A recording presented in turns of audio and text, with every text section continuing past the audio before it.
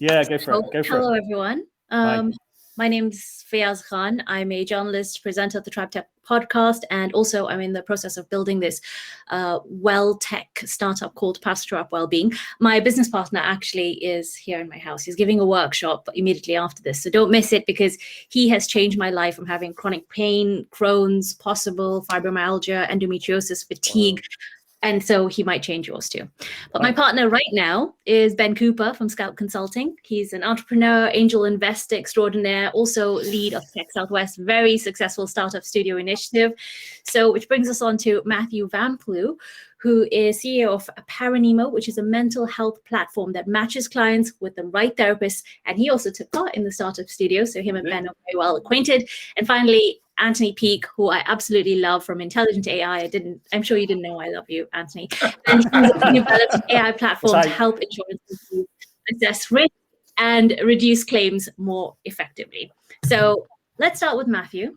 Yes. Tell us this idea to connect people to therapists, to ensure their mental well-being. What's made you so passionate about it? Where did this come from? So from my own experience of mental health challenges, so back in 2018, I sought therapy on the NHS, and I found the whole process took far too long, filling out lots of different forms, a painful process. And then I thought, you know what, I'm going to go get therapy privately. And then doing that, I realized it wasn't any easier, still really complicated. And it's just really hard to choose like which therapist is right for you, because, often how it typically goes is therapists list all sorts of different areas of expertise. And then it's your job to somehow pick, between them, and which one's going to be best for you, because you just don't know. And because it's an unregulated market, there isn't any sort of criteria to use to make your decision. So I thought something had to be done, basically. So I came up with the idea of Paranemo, which is a platform that matches people to the right support wherever they are. And the idea of that was to solve that complexity and that choice challenge. And then over time, we've grown, and I'm sure you're going to ask me, how the company's going now. But over time, we realised that it's not just people that are looking for support that have challenges; it's also therapists too. So they say that I'm a therapist, not a marketer. Running my practice is quite hard. So we've built a platform that can cater to both audiences. And as we've grown, we've actually looking at small to medium-sized companies, charities as well, to kind of help them get access to the right support, because the people like me that were looking for support in the first place also work in those areas and often go to charities, for example, to get that support. So it's kind of my own experience that's kind of made me so passionate, because I know what it's like, and that's what I think gives me the motivation to do what I'm doing.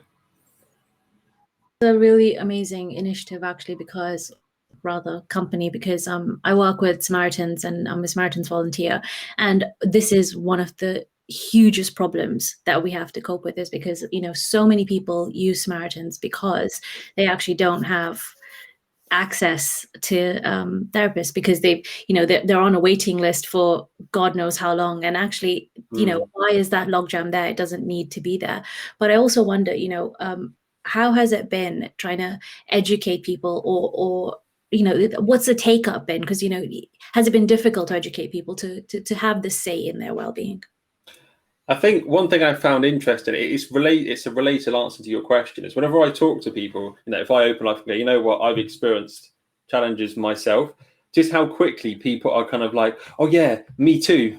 And it's almost like when you take the lead first, other people are more than happy to follow, but there's still that fear of opening up in the first place.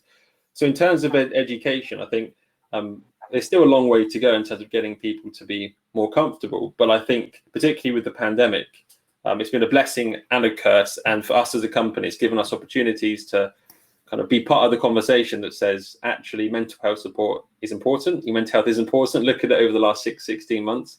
And we've noticed that small companies are looking at improving their well-being for their staff. And that's kind of an education that they're looking to do by even providing this sort of thing. And also charities, so like demand for services for charities in particular, well-being support, it's gone up by something like 70%, which is insane. So just go to show that the need's there, and I think people are more happy to talk about it more now.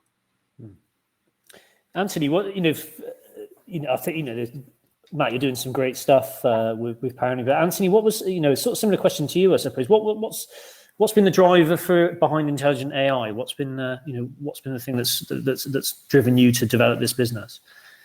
The original driver, I was involved with a number of insurers building risk management systems in the UK, and then Grenfell Tower hit. And there's 78 people died. It'll cost the insurance industry over 2 billion. There's carcinogenics in the ground for a mile around, so there will be further deaths and other things. I looked at that, and quite often insurers look at a big building like that and they go, okay, some problems of height, but we've not seen many claims, therefore it must be safe. Half the people in there didn't have insurance. The other half, it might be a toaster, a fridge freezer, a chip pan fire, wherever. It's under £100 worth of damage. They can probably buy a new fridge cheaper than they can pay the excess. And therefore, they don't create a digital footprint, a risk footprint.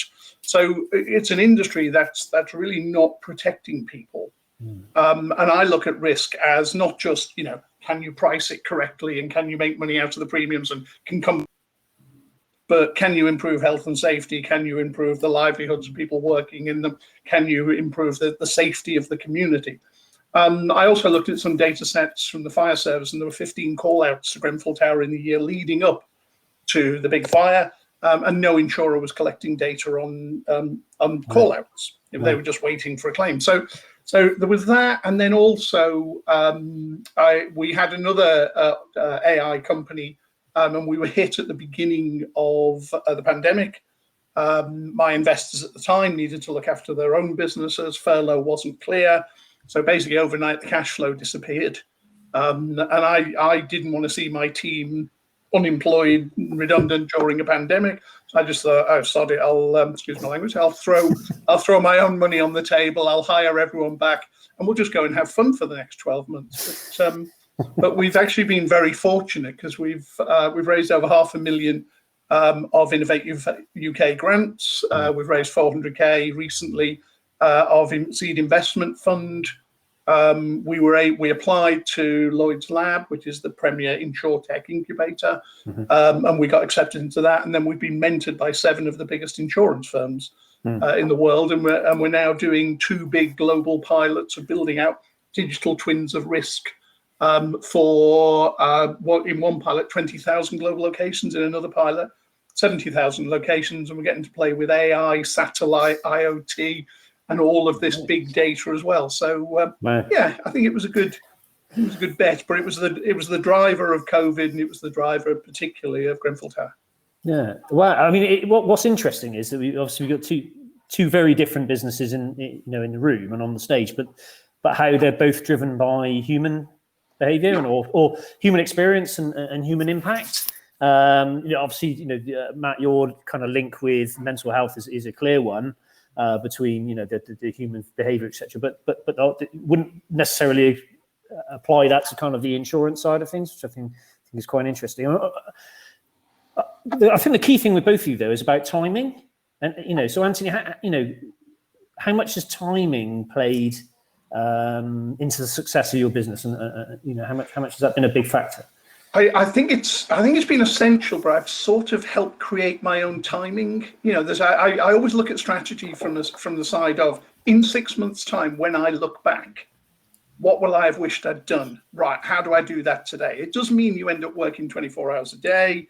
I sort of start at 7:30 in the morning, sit on the key, and if anyone saw my LinkedIn, yes. But that's great because it clears my mind, my well-being. I feel good about the day, and then I'm ready to go. But so for instance, the grants. I knew on day one, okay, we've lost our cash flow. I'm going to start a new business and hire everyone. Day 2, right, I need grants, and I'm going to definitely need them in 6 months' time. So let me now start straight away on those. And 4 months later, I had 3 grants. In 10 months' time, I'm going to, I can do cash matching of grants initially myself a little bit, drag my pensions and other things in. But ultimately, I'm going to need somebody else's help when I go for bigger grants. So, it was then, right, I need to get into Set Squared, I need to get into Exeter Science Park, I need to get on some pitching events. COVID, perfect timing, horrible subject, perfect timing, because actually VCs and investors and angels and everyone else are just as happy to have a virtual meeting, whereas in the past I'd have had to drive up to London every day and go and see maybe 1 or 2 meetings. I could have 70 investor meetings in a 2-month period. So yeah, timing is key, but sometimes it's about that strategy of in 6 months' time, when I look back, what will I have wished I'd done? Now get that on my to-do list. You make it sound very easy, Anthony, because when I wonder for someone like Matthew, who's just, you know, at the very start of his business, how does he still motivate himself? But I'm sure he seems quite motivated. But sorry for speaking for you, Matthew. But you know, right. how do you sort of make sure that you're able to apply for the right grants, and how do you get that mentality where you feel like, okay, so lost my cash flow, I'll just do something else? Where does that come from, and how what advice do you have for someone like Matthew? My advice to Matthew, I went on the site yesterday. It looks fantastic. You know, I do not know a human being that hasn't had some mental health issues, and yet none of us accept that. You know, one of the things I learned a few years ago, I went through a divorce 7-8 years ago, and I was really down. But what I found was when I walked up to people and said, "Hello, how are you?" We'd all been that plastic person. How are you? How are you? I'm fine. I'm fine. Off you go. I started saying to people, "How are you?" And they'd say, "I'm fine." And say, "Are you really fine?" And all of a sudden, the conversation starts, and they do that with you. So that's one point. It's a really important thing you're doing, Matthew. I think the other thing is, again, you know you're doing a really important thing. So every barrier in your way is just something that's stopping a really important thing. And obviously, we all need to remove the barriers that are stopping a really important thing. So it's just that, you know, once you've got that mental attitude of what I'm doing is really important, then you just knock down every one of those barriers. And the other, I mean, you mentioned a moment ago, Matthew, about, you know, lots of corporates are investing in their staff, especially as we come out of COVID. Again, there's a huge market for you. Every single one of them should want to have a subscription to your service and prepay for all of their staff to bring you a pile of cash. And every investor should want to look at that potential and go, "Oh, I'd like to be part of that journey." How do you feel about What do you think about his advice? I think, yeah, very complimentary. Thank you. Yeah, like it's funny because we're also fellow Innovate UK winners as well. And while I know Ben's question was around timing, it also links to yours about how do I stay motivated. So COVID definitely was the timing for us. So when COVID hit, Innovate UK released a grant, COVID-19 business response. So that was about £50,000, and there's 8,600 applications for that. And we won. So we were one of the 800, which is amazing to win that grant. And that was game changing. That was taking the idea I had with my co-founder, Dan, just like basic prototype, to having money to go, oh my gosh, actually, like we've got something that could go somewhere. And that was a real like motivating factor. And the last year has been so much quicker than like the year before what we've achieved. And I think it's that momentum that kind of keeps me going, because we also won a second Innovate UK grant after that. So two in a row. And then we've got a partnership now with the National Counselling Society. So they're the third biggest association in the UK of therapists. They've got about 12,000 therapists. And I actually managed to get that agreement with them before we'd even properly launched. So we actually launched December 2020. So my motivation is very much like we've come so far. I can't stop. Like, you know, I've still got more to do. And I also feel like quite, it's a positive thing, but quite a weight on my shoulders as well, because I've got my co-founder Dan. He's made quite a lot of sacrifices for the company. Like he's still living at home, and we've been very cautious about taking salaries. And what with everything opening up, I kind of feel like I want to do it not just for myself, but for the guys that have put so much effort in. I want to, you know, when I go in to do pitching, when I go to get investment, because that's the next stage of our journey. That's what drives me. I'm like, you know, I'm going to do it not just for me, but for the team, but also other people I'm trying to help. Because if I experience the problem, other people do too. So I think COVID actually was quite a good, well, it was just a good help for well-being businesses, because more and more people, you know, the take-up was much higher because people realized more and more how important it was, wasn't it, Ben?